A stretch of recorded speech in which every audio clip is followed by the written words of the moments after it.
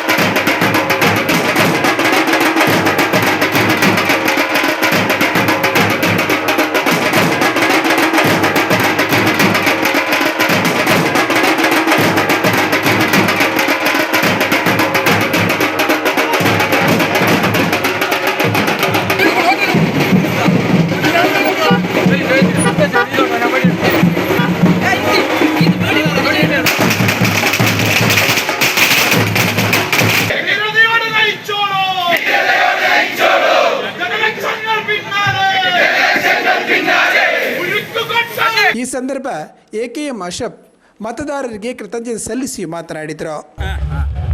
ಹಲವಾರು ವರ್ಷಗಳಿಂದ ಸಾಮರಸ್ಯದ ಮಣ್ಣು ಭಾರತೀಯ ಜನತಾ ಪಕ್ಷದವರು 87ರಿಂದ ಆ ಕ್ಷೇತ್ರದಲ್ಲಿ ಖಾತೆ ತೆರೆಯಲು ಪ್ರಯತ್ನ ಮಾಡ್ತಾ ಇದ್ದಾರೆ.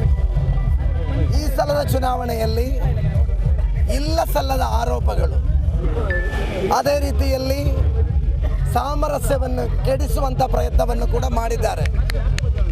ನಾನು ನಾಮಿನೇಷನ್ ಕೊಟ್ಟ ಅಂದಿನಿಂದ ಇಂದಿನ ತನಕ ಮಾಧ್ಯಮ ಮಿತ್ರರಲ್ಲಿ ಹೇಳ್ತಾ ಇದ್ದೆ, ಮಂಜೇಶ್ವರದ ಜನರು ಯಾವ ಕಾರಣಕ್ಕೂ ಕೋಮುವಾದವನ್ನು ಬೆಂಬಲಿಸಲಿಕ್ಕಿಲ್ಲ, BJPಯವರನ್ನು ಬೆಂಬಲಿಸಲಿಕ್ಕಿಲ್ಲ ಅಂತ ನಾನು ಹೇಳ್ತಾ ಬಂದಿದ್ದೀನಿ. ಅವರು ಆವಾಗ ಹೇಳಿದ್ದು ನಾವು 89ಕ್ಕೆ ಸೋತ ಕ್ಷೇತ್ರ, 745 ಓಟಿಗೆ ಸೋತ ಕ್ಷೇತ್ರ. ಇವತ್ತು ನಾವು ಯಾವ ರೀತಿ ಅವರಿಗೆ ಏಟು ಕೊಟ್ಟಿದ್ದೇವೆ ಅಂತ ಹೇಳಿದರೆ 30,000 ಮತಗಳ ಅಂತರದಿಂದ ಭಾರತೀಯ ಜನತಾ ಪಕ್ಷವನ್ನು ಮಂಜೇಶ್ವರದಲ್ಲಿ ಎಂದೆಂದಿಗೂ ಈ ಕಡೆ ಬಾರದಂಥ ಒಂದು ಫಲಿತಾಂಶವನ್ನು ಮಂಜೇಶ್ವರದ ಮತದಾರರು ನೀಡಿದ್ದಾರೆ. ಈ ಮಣ್ಣು ಗಡಿಯಲ್ಲಿ ಇಲ್ಲಿನ ಹಿಂದೂಗಳು, ಮುಸಲ್ಮಾನರು, ಕ್ರೈಸ್ತವರು ಬಹಳ ಸಾಮರಸ್ಯದಿಂದ ಬಾಳುವಂಥ ಭೂಮಿ. ನಾವು ಆ ಶಾಂತಿಯನ್ನು, ಆ ಸಾಮರಸ್ಯವನ್ನು ಎತ್ತಿ ಹಿಡಿದಿರೋ ಮಂಜೇಶ್ವರದ ಜನರಿಗೆ ಹೃದಯದ ಅಂತರಾಳದಿಂದ ಕೃತಜ್ಞತೆಗಳನ್ನು ಈ ಸಂದರ್ಭ ಸಲ್ಲಿಸ್ತಾ ಇದೆ. ಕಡೆಯಿಂದ ಬಿಗ್ ವಿಕ್ಟರಿ, ಇನ್ನೊಂದು ಕಡೆ ನಿಮ್ಮ ಪಾರ್ಟಿ ದೊಡ್ಡ ಮಟ್ಟದ ಒಂದು ನಂಬರ್ ಆಗ್ತಾ ಇದೆ, ಸರ್ಕಾರ ರಚನೆ ಅಂತ ಮಾರ್ಜಿಂದ ಜಾಸ್ತಿ ಹೋಗ್ತಾ ಇರುವಂಥ ಇದು ಎಷ್ಟರ ಮಟ್ಟಿಗೆ ನಿಮ್ಗೆ ಖುಷಿ ಇದೆ ಸರ್? ನೋಡಿ, ಕೇರಳದಲ್ಲಿ 10 ವರ್ಷಗಳ ಎಡಪಂಥೀಯ ಸರ್ಕಾರ ದುರಾಡಳಿತಕ್ಕೆ ಎದುರಾಗಿ ಕೇರಳದ ಜನರು ಕೂಡ ತೀರ್ಪು ನೀಡಿದ್ದಾರೆ. 100ಕ್ಕಿಂತ ಅಧಿಕ ಸೀಟು ಈ ಚುನಾವಣೆಯಲ್ಲಿ ಗೆಲ್ತೇವೆ ಅಂತ ಹೇಳಿದ್ದು ನಮ್ಮ ವಿರೋಧ ಪಕ್ಷದ ನಾಯಕರಾದ ಬಿ ಡಿ ಸತೀಶನ್ ರವರು. ಅವರು ಇನ್ನೊಂದು ಮಾತನ್ನು ಕೂಡ ಹೇಳಿದರು, ಏನಾದರೂ ಸೀಟು ಕಮ್ಮಿ ಬಂದರೆ ನಾನು ವನವಾಸಕ್ಕೆ ಹೋಗ್ತಾನಂತ ಹೇಳಿದರು. ಭಾರತ ದೇಶದಲ್ಲಿ ಎಲ್ಲೂ ಕೂಡ ರಾಜಕೀಯದಲ್ಲಿ ಒಬ್ಬ ರಾಜಕೀಯ ವ್ಯಕ್ತಿತ್ವ ಆ ಥರದ ಒಂದು ಮಾತನ್ನು ಚಾಲೆಂಜನ್ನು ನಾವು ಕಾಣಲಿಲ್ಲ. 100 ದಾಟ್ತಾ ಇದೆ, ನಮ್ಮ ಸರ್ಕಾರ ಬರ್ತಾ ಇದೆ. ಪಕ್ಕದ ಕರ್ನಾಟಕದಲ್ಲಿ ಈಗಾಗಲೇ ದೇಶಕ್ಕೆ ಜನಮೆಚ್ಚು ಗಳಿಸಿದ ಸಿದ್ದರಾಮಯ್ಯನವರ ಒಂದು ಸರ್ಕಾರ ಇದೆ. ಅದೇ ರೀತಿಯಲ್ಲಿ ರಾಹುಲ್ ಗಾಂಧಿ ಅವರು ಇಲ್ಲೂ ಭರವಸೆ ಕೊಟ್ಟಿದ್ದಾರೆ. ಕರ್ನಾಟಕದ ಜೊತೆಯಲ್ಲೇ ಜನಪರ ಕಾಳಜಿ ಇರುವ ಒಂದು ಸರ್ಕಾರ ಕೇರಳದಲ್ಲಿ ಕೂಡ ಬರ್ತಾ ಇದೆ.